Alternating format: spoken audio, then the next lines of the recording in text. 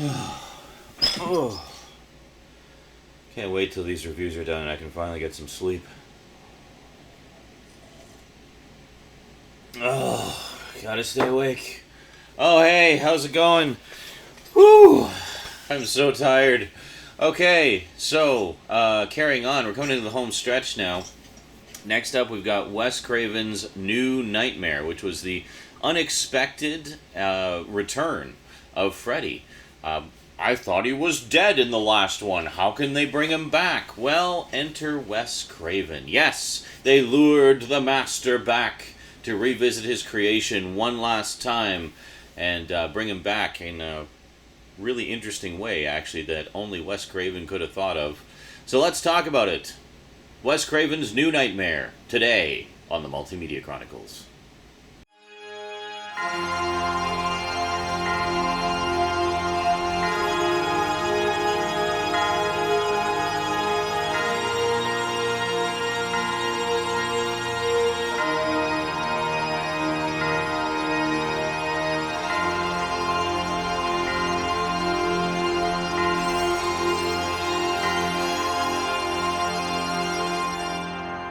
Welcome back. Now, I should mention, personal little anecdote time, another one I did not see in the theater. As I said, Nightmare 4 was actually the only one I ended up getting to see in the theater. So this one came out when I was... What the hell was I? I think I was in university at the time. The one whole entire year I was in university, and just missed it, basically. So it wasn't until I picked up the Laserdisc edition that I was able to finally see it. So here we go, piece of history in my hand here. This is the actual Laserdisc that was the first time I ever saw it. So very very cool indeed. Let's see if we can get this to stand up here. Hold on. Seems to be fine with the Laserdiscs. I don't know if it's just the added weight of them that allows them to stand a little better or what, but there we go. Okay. So one of the reasons I kept the Laserdisc was because it has this big sticker on the front. Laserdisc exclusive, running commentary by writer-director Wes Craven. So I was like, oh, it's exclusive. I better keep it forever then. Yeah, actually that commentary track has been on every DVD release pretty much, and is also on the Blu-ray set. So really no reason to keep the Laserdisc now other than, hey, cool, Laserdisc. But yeah, so anyway, if you've got any of the special edition DVDs or the Blu-ray set, you've got the commentary that was on this disc. Really interesting commentary too, by the way, I have to say. Wes Craven was just such an interesting guy to listen to. I mean, very soft-spoken and personable, always had interesting anecdotes about his own personal experiences and what inspired him for different aspects of his movies and things like that. So yeah, just a really interesting commentary, and if you get a chance, I definitely recommend checking it out, because the man knew his stuff. So, New Nightmare opens up in what appears to be a fairly typical Nightmare on Elm Street scene. I gotta say right off the bat, there are a ton of callbacks to the original movie in this. It really, in many ways, I feel, brings the series full circle, where it's like we're ending where we began in a lot of ways, which I think is really cool, and obviously a very intentional choice on Wes Craven's part. It's like, yeah, let's just bring it full circle, so you get to the end of Nightmare 7, you can start over with Nightmare 1 and go through the whole cycle again. So when he was preparing for this, he went back and watched all of the sequels, and he was like, I don't know what I can do with this that hasn't already sort of been done to death. And he couldn't really make any sense of it. He said, well, I don't think it was so much that he was confused by the lore and whatnot. I think that was fine. It was just that he couldn't think of where else to go with it. So he took it in a very interesting direction. So we'll get to that in just a moment here.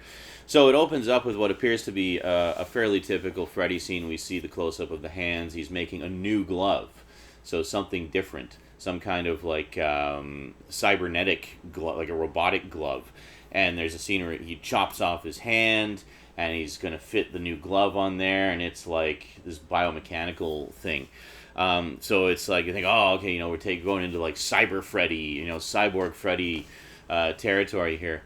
And so then we hear somebody yell, cut, and the camera kind of pulls back, and you see like the effects guys pumping the blood through the bloody stump, and we realize very quickly this is a movie set. And Wes Craven actually plays himself as the director on the movie set. So the funny thing is, it's like they're working on a new Nightmare movie, but we don't really know anything about it other than this idea with the new glove. So then Wes Craven is talking, and Heather Langenkamp is there, and she's talking to Wes about the new movie and stuff, and she's not in it. She's just kind of visiting the set and saying hi and stuff like that. Plus, her husband Chase works as one of the effects technicians there. So as they're talking, the glove springs to life by itself. It's like this shower of sparks, and the glove springs to life by itself and starts running around and kills two of the effects guys. And then we realize, and then Nancy, and then Heather wakes up. I'm always getting Heather and Nancy interchanged. That's it's like the line between reality and fiction is blurring in real life. Scary. That's how effective these films are. So Heather wakes up and realizes she's been having a nightmare, and basically she was having a nightmare that because her husband is working on a Nightmare on Elm Street movie, that he might be in danger, kind of thing.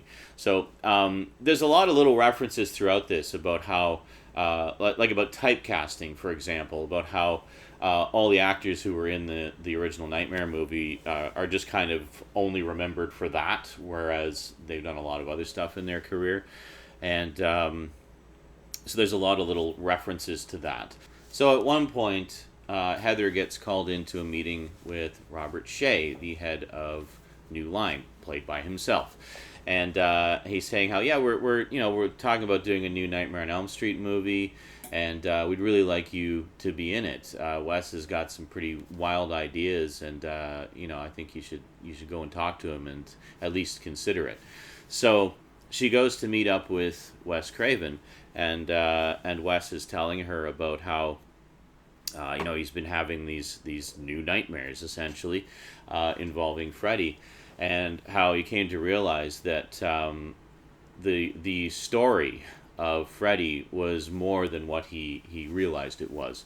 And it kind of gets into this mythology that everything that we see in fiction is actually real in some reality, kind of thing, and how in this case it's an evil entity that takes many forms over the years, and at this point in time it's taken the form of Freddy, and it's trying to get through to our world. So the dreams that inspired Wes Craven to do the original Nightmare on Elm Street, and then the spawning of the subsequent sequels, kept the demon trapped in its other dimension or what have you. So as long as Freddy was in the public consciousness, and as long as there were stories being written about him, the demon would remain trapped.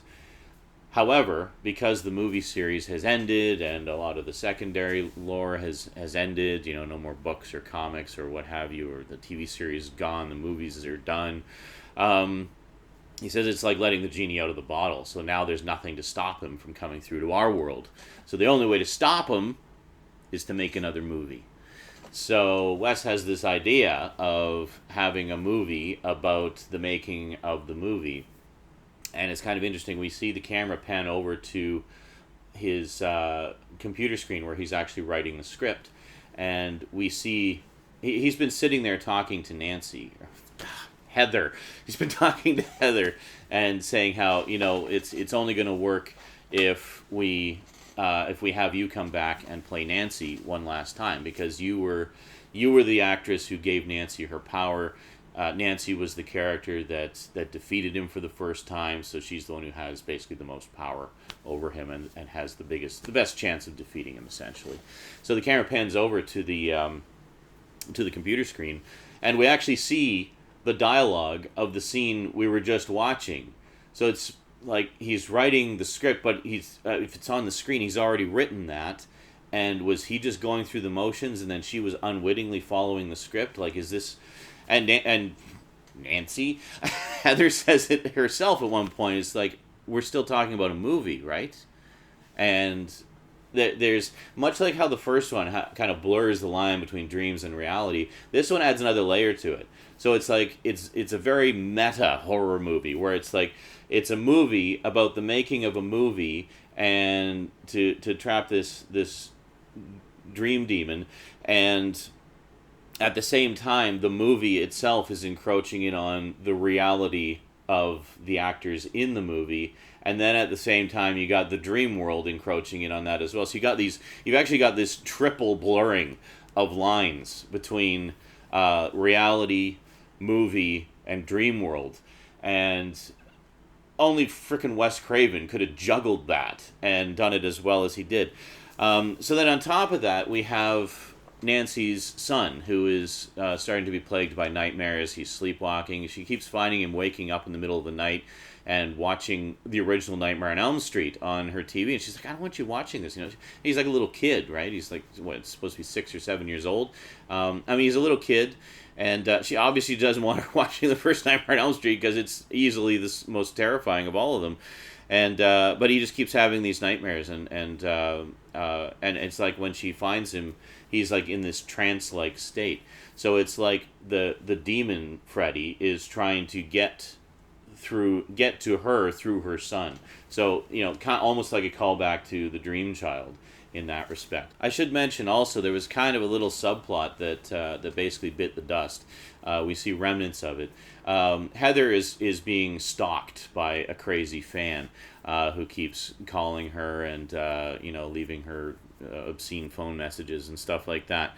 And it's kind of implied that it's Freddy, or it might just be a crazed fan. We don't really know. I don't think we ever really find out either. It's just kind of left up in the air. But in the original script, apparently, it was going to turn out to be Julie, who is her son's babysitter and kind of caregiver when Heather's off acting.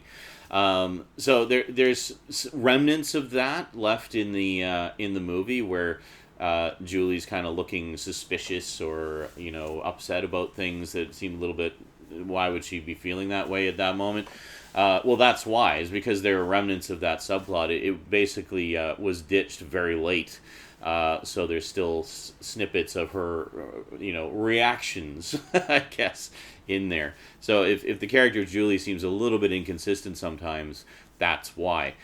Is because that one aspect of her story was ditched. And quite frankly, I think it's better without that aspect, because Julie is just so likable. She's so nice. She's so sweet and nice and caring to Dylan, the little boy, and yeah. So speaking of callbacks to the first one, well, let's just set this up a little bit. So Heather decides to take her son to see a specialist.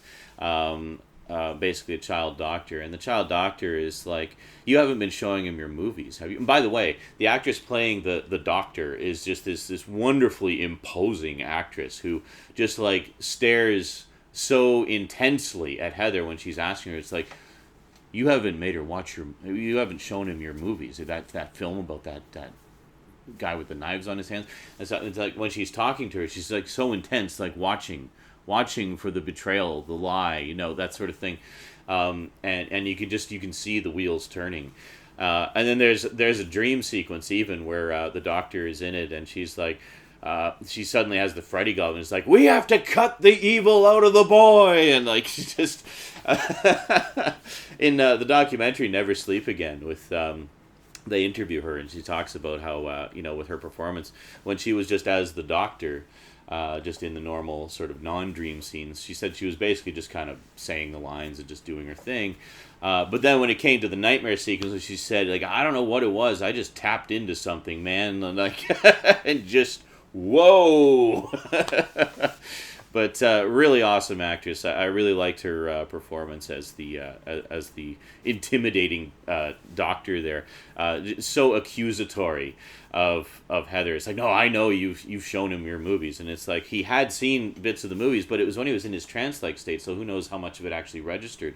It was more, I think, Freddy's influence trying to intimidate Heather. It's like, look, I'm showing him the movie, and stuff like that.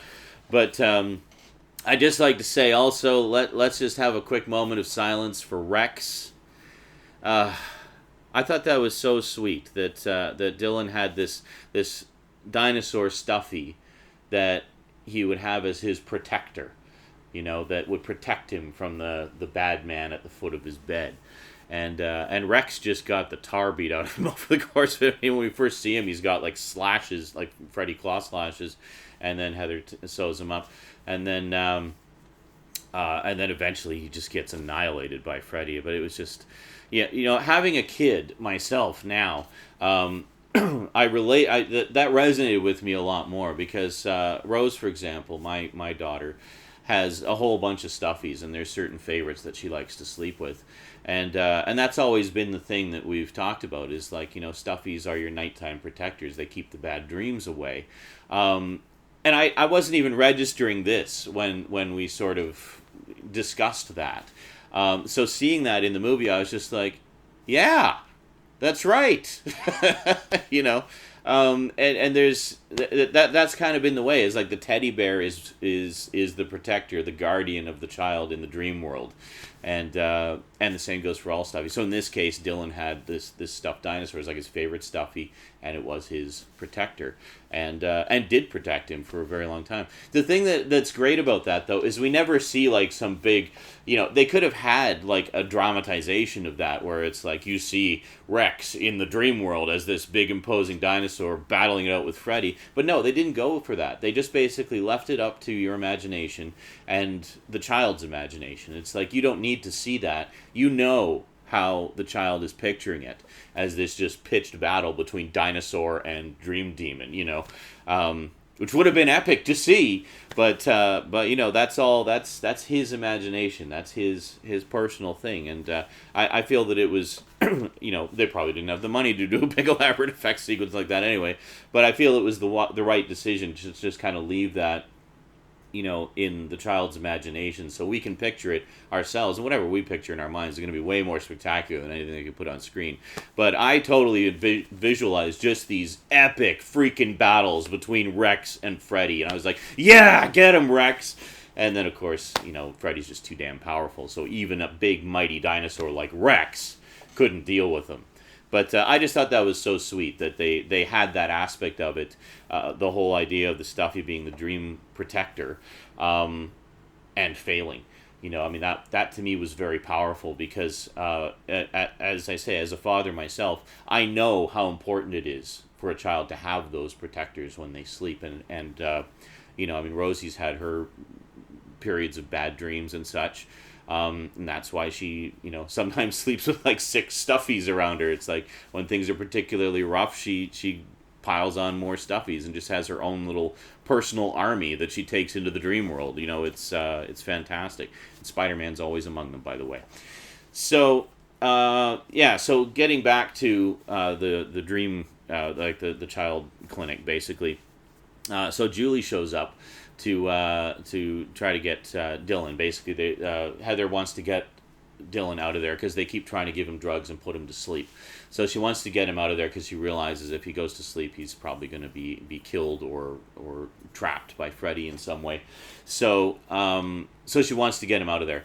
So Julie goes to get Dylan, but then she, I forget specifically what happened. She falls asleep, I guess. So she falls asleep, and then while she's waiting for Heather to come back, and she gets attacked by Freddy. Now, this is another wonderful callback to the first movie. So you remember how in the first one, how Tina died, where she was getting dragged up the wall and slashed to ribbons as her boyfriend Rod was helpless from watching. Well, we basically get that again, but this time it's a little bit different. So we have Dylan seeing Julie getting dragged up the wall and slashed to ribbons. But this time we actually get some shots intercut there where we actually see Freddy dragging her up the wall and pulling her along. So it's like we see the whole thing this time. Like we see both like all the parts of it. We see what Julie's experiencing with Freddy actually being there, dragging her around, and her being helpless. See Dylan all helpless, like reaching for her and unable to help. And yeah, it's just a wonderful callback to the first movie.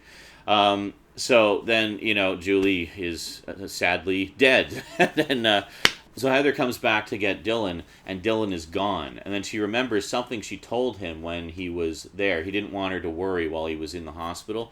So he said, our house is just right over there, right across the freeway. You're really close to home. So he remembered that. He's like, well, So he was trying to get out of the hospital, and he's like, well, home is right across the freeway. So then he goes to cross the freeway himself, and yeah, needless to say, chaos ensues. So Heather realizes where he's going. She makes a beeline for the freeway, and sure enough, there he is trying to cross it. Cars roaring around everywhere, and then Freddy shows up as well. So there's like a whole like army of Freddys, and then there's like one giant Freddy reaches down with the claw and picks Dylan up and lifts him above like a car. So he's, in a way, he's protecting Dylan because I guess he has his own plans for him, but so he doesn't want to get killed on the freeway. So some pretty spectacular scenes. But again, we get into this whole thing of how much influence does Freddy have physically in the real world. Well, I think this basically answers that question, is that, again, unless you see the whole thing as a dream, yes, he can influence the real world. He can actually, get in and like physically move objects in the real world through the dream world. It's complicated. I mean, again, already we're getting into the blurring at this point. I mean, how much of that freeway sequence is a dream and how much of it is real? And is it the dream world encroaching on the real world? Is actually influencing the real world? Who knows? I mean, you can debate it till the end of time. Take whatever your own personal interpretation is. In the comments on the previous ones, I've seen you guys. I had a feeling this was going to happen, but a lot of you have a lot of wildly different theories about just how much influence Freddy has in the dream world and in the real world versus the dream world and stuff like that. And it's been really interesting to read. So please keep those comments coming. I've been loving it. But so anyway, so Heather goes and she goes to save him, and there's just some spectacular sequences in that freeway sequence. And for example, there's a scene where there's this truck just comes like careening down the road, and like the trailer swings out, and she ducks down holding Dylan, and the trailer goes right over top of them. Now, none of this was done with CG. This is basically all just straightforward compositing and back projection and blue screen and stuff like that. It was all done the old-fashioned way, and it's a really powerful sequence. So I should mention earlier, her husband, Chase, the effects technician, was killed. I got to mention also, there's not a high body count in this. This is a very low body count Nightmare on Elm Street movie. But mind you, the Nightmare on Elm Street movies have never really been about a high body count. It's more about the creativity of the dream sequences and the blurring of reality and dreams. So there's Heather's having problems with Dylan and such, and she really wants Chase to come home and be there for them. So he's on his way home from the movie set and falls asleep at the wheel, and then Freddy gets him basically. So there's a scene a little bit after that where Heather's in the morgue. She's there to identify the body, and the morgue attendant will only lower the sheet so much, and she sees just a little bit of injury on his chest, and she's like, "Can you pull the sheet down a little more?" And the morgue attendant's really reluctant to do so, so she pulls it down herself and looks, and it looks like the Freddy claws, like the slashes down his chest, and the morgue attendant's just like, "Oh well, there was a lot of he suffered a lot of injuries in the car accident." And such, and she's she's just like, that's no freaking car accident, that's Freddy, so she takes off. But anyway, so later, she's talking to John Saxon in the park just about all the weird things that have been going on, the dreams she's been having, the movie that Wes is making that he wants her to be in, and meanwhile, Dylan in the background is climbing up this giant structure, like a giant sort of rocket ship, monkey bars thing. And he goes on top of it. He's like standing on top of it, like reaching for the sky, and then she sees it. It's like, oh my God! He's like freaking 50 feet in the air. So she goes and runs off to him, and just as she's running off to him, Dylan stumbles and falls off the tower. But then she catches him, and then she says, "Hey, what were you doing?" And she says, "Well, I was trying to reach God, but God wouldn't take me." It's like, wow, what a heartbreaking thing. Because she had told him that, your father's with God now, so he wanted to go to God. And it's just like the mind of a child, right? It's like, well, I want to go see my dad, so I'll go, and be with God too, so that I can be with my dad. And it's just a heartbreaking moment. I mean, you just see like the defeat on his little face. It's so heartbreaking. So then shortly after that, she's talking to Robert Englund on the phone and asks him, have you been having any weird nightmares lately? And he's like, Oh, do you mean like about Freddy? And she's like, yeah, I've been, having all these crazy dreams lately. And he said, but he seems different somehow. And he just says, darker. And the camera pans away from him, and he's working on a painting. And the painting is of Freddy, just like some surreal painting of Freddy, like, killing, slashing at somebody. And that's the last we see of Robert Englund. Actually, he disappears mysteriously. And after he disappears mysteriously, that's when the Dream Freddy really starts to kick things up. I should mention, actually, backtracking a little bit, I forgot, there's a scene where Heather goes to a talk show to just kind of reminisce about Nightmare on Elm Street. He's there with, I think she's there with, is Wes Craven there? I can't remember. But anyway, she's on this talk show to talk about Nightmare on Elm Street. It's like a big anniversary thing.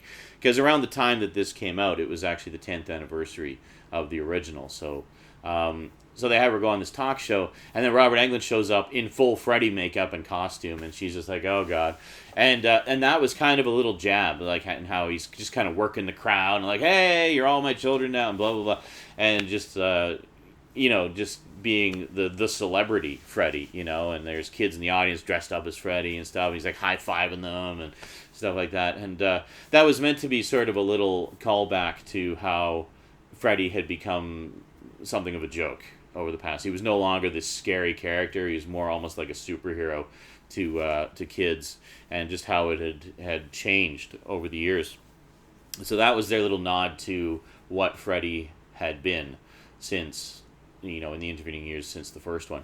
And then, so getting back to where, Robert Englund just kind of disappears, that's when things start to go really, really crazy. So at one point, Dylan basically just vanishes into thin air. He doesn't know where he's gone. He's just disappeared. She calls John Saxon. He comes over and is like, yeah, I can't find Dylan. Have you, heard anything, seen him? And he starts referring to her as Nancy rather than as Heather. And then, and she's like, what are you talking about? Heather. I'm not Nancy. And he's like, what are you talking about, Nancy? And then he walks out of the house, and as he walks out of the house, he's in full, like, policeman's outfit, like he was in the first movie. And it's like suddenly he's become the character that he was in the first movie. And then the camera just kind of pulls back, and she realizes what's happening. She's like, okay, I'll see you later, Dad. And then the door closes, and the camera pulls back, and she's at number 1428 Elm Street. So it's now, the line is fully blurred, and she is now Nancy in the movie. So she goes up to Dylan's bedroom, and she sees a trail of the sleeping pills that they were giving him at the hospital. So he never actually ate any of them. Earlier in the movie, they were reading Hansel and Gretel, and they talked about the trail of breadcrumbs and stuff like that. So, so she follows the trail of sleeping pills down the end of the bed, and taking them as she goes. And as she tumbles off the end of the bed, she goes down this long tunnel and ends up in the dream world. And that's where she finds Dylan and basically has her big final battle with Freddy. And it's fantastic. And then the world of Freddy in this one is very much like Freddy's personal hell world. I mean, it's just, amazing set design. She emerges from like the mouth of a giant Freddy head and then has to defeat him. But then they have their final battle and everything is happy and wonderful and delicious. But long and the short of it is, I mean, this is a really unique and interesting horror movie. I mean, it really took what had become kind of like, I don't know. I don't want to say it was a joke, but it had definitely lost its way somewhere along the way, and it was no longer the dark, scary thing that it started as. This brought it back to that. In this one, Freddy doesn't really make a lot of wisecracks. He's actually very serious and very intense and very dangerous. And as you can see, like from the design, the visual design of Freddy in this is much more demonic rather than, they talked about it, it's like rather than having burn scars, it's more like split skin and things like that. So quite a bit different from what we'd seen before. So, I mean, overall, I thought it was fantastic, and each time I watch it, I see more in it.